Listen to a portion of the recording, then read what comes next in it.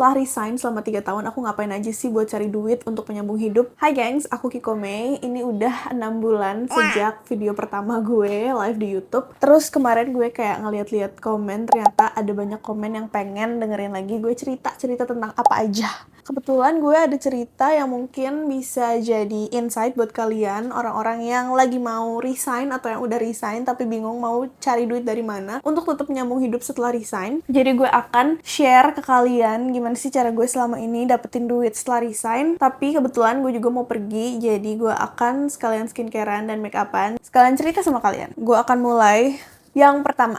Ada brand endorsement. Jadi kalau kalian kenal gue udah beberapa tahun terakhir ini coba ngonten di social media, both Instagram sama di TikTok. Jadi sebenarnya dari sebelum gue resign tuh gue udah pengen tuh yang namanya jadi travel content creator. Pas gue resign, yang gue pikirin tuh kayak gue akan jalan-jalan dan gue akan dapet duit dari traveling. Bagaimana kenyataannya sekarang?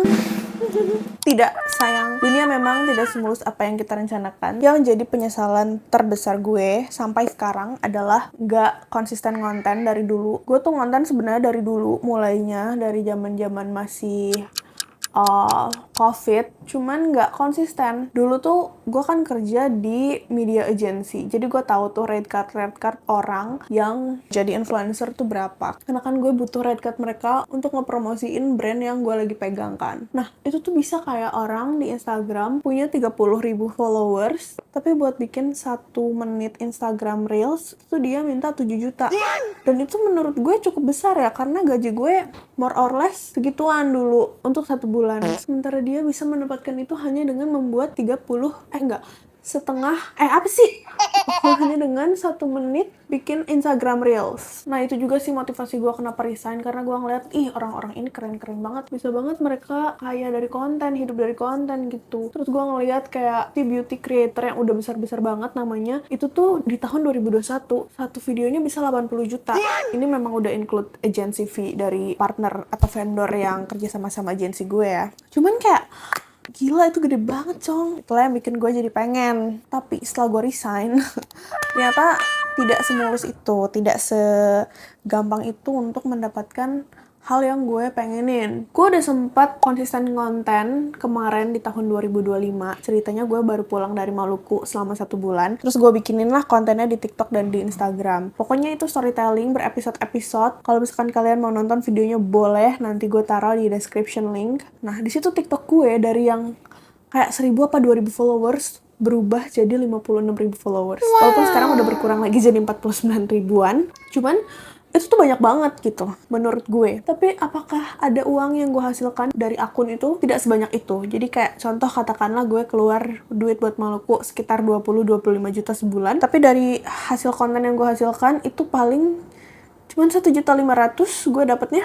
Jadi sangat amat tidak menghidupi gitu. Gimana nih caranya gue hidup dengan 1.500.000 sebulan? Kayak brand-brand yang datang ke gue tuh mostly brand-brand yang maunya barter. Tapi barternya itu sesuatu yang gue harus keluar duit lagi untuk bikin konten buat mereka. Contohnya diving fins. Waktu itu gue sempet nego, boleh nggak gue bikin kontennya di kolam renang aja gitu. Tapi mereka nggak mau, mereka mau gue ke laut. Tapi mereka nggak mau sponsorin gue untuk ke laut. Mereka mau gue bawa diving finsnya mereka, terus gue bikin konten lah di lautan sana. Mind you, gue saat itu pulang dari Maluku gak punya uang. Bener-bener gak punya uang gitu. Kalaupun punya paling ya ratusan ribu. Buat gue diving itu kan mahal ya. Pertama gue di Bandung, jadi gue at least terdekat ke Pulau Seribu di Jakarta. Itu kan udah ongkos ke Pulau Seribu. Habis itu diving di Pulau Seribu gue belum tahu sih berapa, tapi most likely ratusan ribu juga lah. Mungkin gak nyampe 1 juta. Belum makan gue, belum hotel gue. Kan itu banyak ya hal yang mengeluarkan uangnya gitu. Gimana caranya gue bertahan hidup dengan barter konten ini? Gak bisa, sayang. Terus sekarang tuh udah mulai banyak job-job berseliweran kan. Mau di threads, mau di social media yang lain. Tapi pas gue lihat tuh kayak harga KOL sekarang bener-bener kayak kacang goreng ya. Waktu itu gue sempat di DM, di-approach sama orang, katanya dia dari agensi gitu, terus dia bilang fee-nya itu 120.000 untuk gue bikin 1 video Reels mirroring to TikTok, dan 170.000 ini tuh udah include gue harus beli produknya yang adalah sekitar 70.000. Berarti kan fee-nya cuma 100.000. Kayak gimana nih? Kok nggak masuk akal? Agak ngeri ya, Wak, red card KOL zaman sekarang.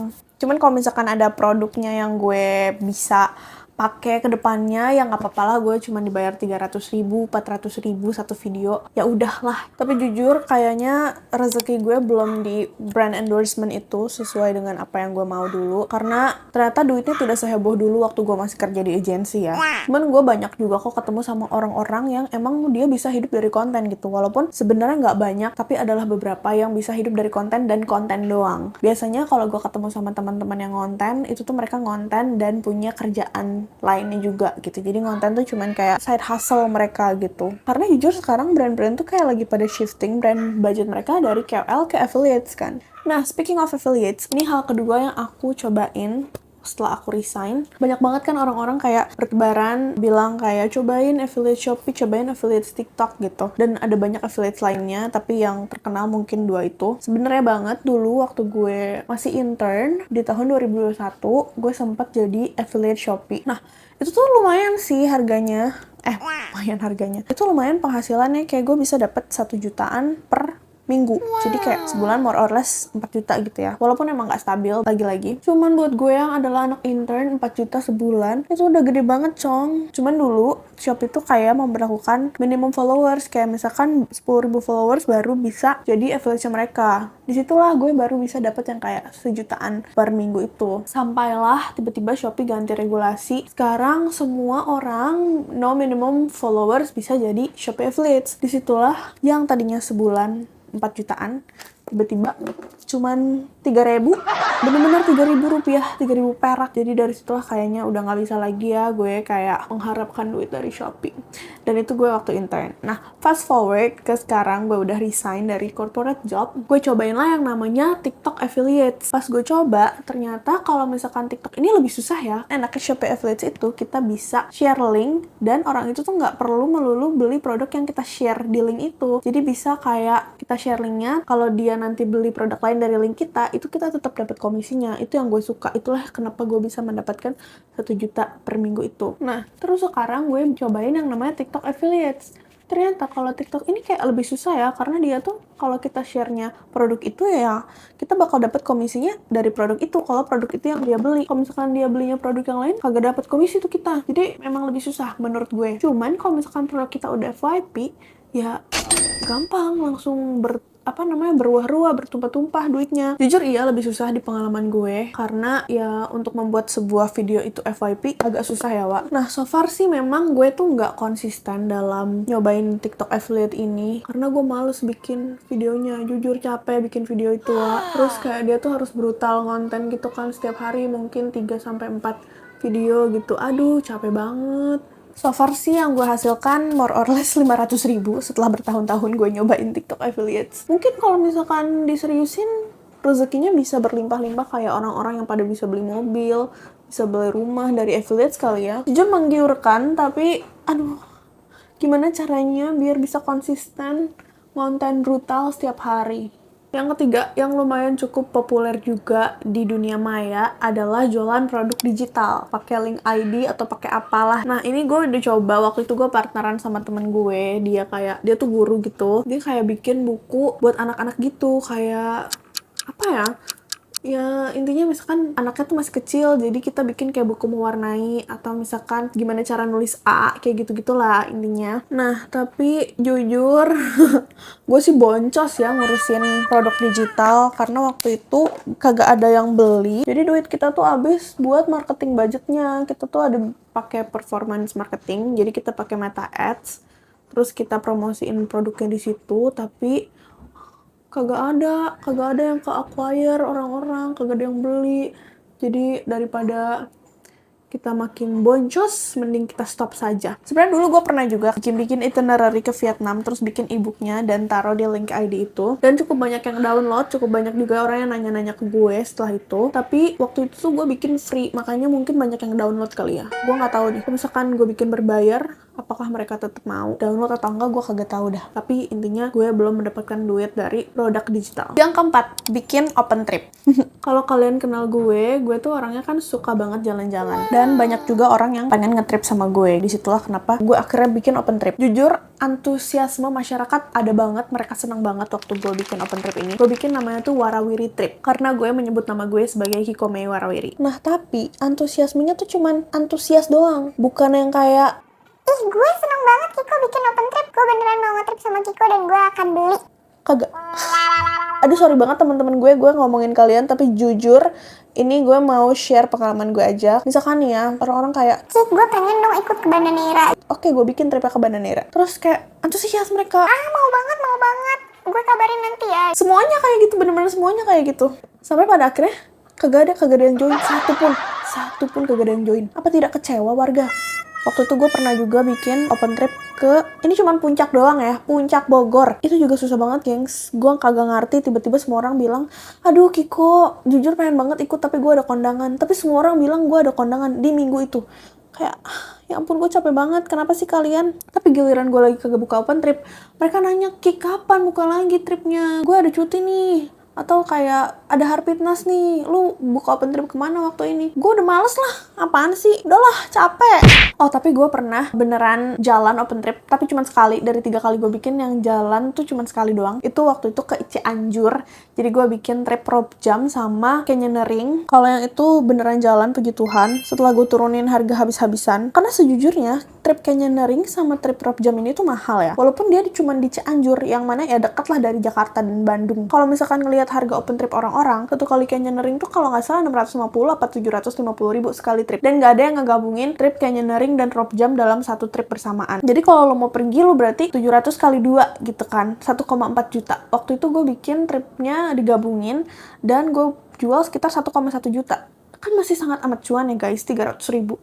Tapi mereka tetap ngerasa itu mahal banget. Jadi ya udah, akhirnya gue turunin ke 800 atau 900 ribuan gitu. Jadi kayak tipis banget. Untung gue, kagak tahu udah masih untung atau enggak. Cuman tripnya seru banget. Yang ikut mostly temen-temen gue lagi. Cuman setelah gue pikir-pikir, kayaknya gue mager buat bikin open trip kayak ginian lagi. Karena pertama susah banget cari customer. Kedua, dibandingkan duit yang gue dapat, ternyata responsibility-nya itu jauh lebih besar. Karena gue kan responsible sama nyawa-nyawa orang. Kayak gak worth it aja uang yang didapat dengan responsibility yang besar ini gitu. Jadi gue mager. Tapi kalau misalkan kedepannya ada tawaran open trip yang oke, mungkin gue akan coba ambil. Tapi untuk sekarang belum ada sih gue kepikiran untuk open tripan lagi. Terakhir, yang kelima, kerja remote. Ini adalah satu-satunya yang menghidupi gue selama 3 tahun. Walaupun memang dia juga nggak stabil ya. Gue freelancer, gue cari klien gue di Upwork. Ini juga susah-susah gampang. Jadi kayak lu bisa dapat klien sebulan, tapi belum nyampe sebulan tiba-tiba udah kelar lagi aja itu kliennya, tiba-tiba dia bangkrut lah, dia tiba-tiba apalah. Jumlah yang gue dapat sebulannya juga kagak nentu, bisa 0 rupiah, bisa cukup untuk sebulan, bisa buat nabung, bisa buat jalan-jalan. Pokoknya bener-bener gak stabil. Cuman ada juga kok gue kayak ketemu sama beberapa teman-teman gue yang adalah remote worker juga. Mereka bisa dapat klien yang emang kayak mereka setahun 2 tahun kerja sama klien yang sama, dan ya udah penghasilannya tuh stabil setiap bulan. Untuk case gue, nggak tahu kenapa klien yang gue dapatkan dari Upwork tuh somehow selalu kayak misalkan 1 bulan nge-hire, tiba-tiba bulan depannya ada masalah apalah, jadi ya udah kelar, jadi gue harus cari klien lagi. Jadi kayak ya mungkin setiap 3 bulan sekali gue tetap harus cari klien baru. Jadi semuanya tuh tergantung rezeki masing-masing. Nah itu overall semua hal yang gue lakuin selama 3 tahun ini, semuanya ada plus minusnya. Dan ini semua cerita di hidup gue. Bisa jadi berbeda di hidup orang lain. Kayak yang tadi gue ceritain, rezeki orang beda-beda. Ada yang kalau endorsement di gue kurang gacor, tapi di orang lain gacor banget sampai itu bisa jadi main income-nya dia, tapi di gue enggak. Ada juga remote work yang kalau di gue nggak stabil, tapi di orang lain bisa stabil gitu. Jadi sebenarnya ini tuh permainan kamu nyoba-nyobain segala hal dan lihat rezeki lo tuh ada di mana. Jujur dari semua ketidakstabilan hidup gue selama 3 tahun ini, gue tetap bersyukur bisa pergi dari corporate work karena gue bener-bener hampir gila di sana. Kayak gue tuh pengen setiap hari. Sementara sekarang gue sangat amat jauh lebih bahagia. Gue bisa jalan-jalan lebih sering. Bahkan sekalinya gue nge-trip tuh bisa kayak sebulanan gitu. Kayak kemarin gue baru pulang dari NTT 1 bulanan buat birthday trip doang. Kalau gue di corporate mana mungkin bisa gue kayak gitu. Yang ada gue cuti 3 hari doang juga digangguin sama manajer gue. Kayak nggak bisa gitu lihat gue bahagia sebentar aja. Jadi udahlah, gue nggak mau lagi yang namanya corporate work. Semoga gue nggak akan pernah merasakan lagi corporate work ke depannya. Karena gue capek. Dan semoga kedepannya ini semua apa yang gue lakuin bisa stabil ya gengs. Karena jujur capek juga sih menghadapi ketidakstabilan. Tiap bulan lu berpikir kayak bulan depan gue dapet duit dari mana ya, bulan depan gue harus cari klien lagi, segala macam. Itu juga capek. Jadi intinya choose your heart, choose your capek. Karena setiap pilihan capek. Corporate work capek, freelancer capek. Udah sekian segitu aja cerita gue. Sekarang gue udah kelar make up. Mungkin abis ini mau nyatok, abis itu mau cabut. Abis ini kalian mau diceritain apa lagi? Please komen di bawah. Bye-bye.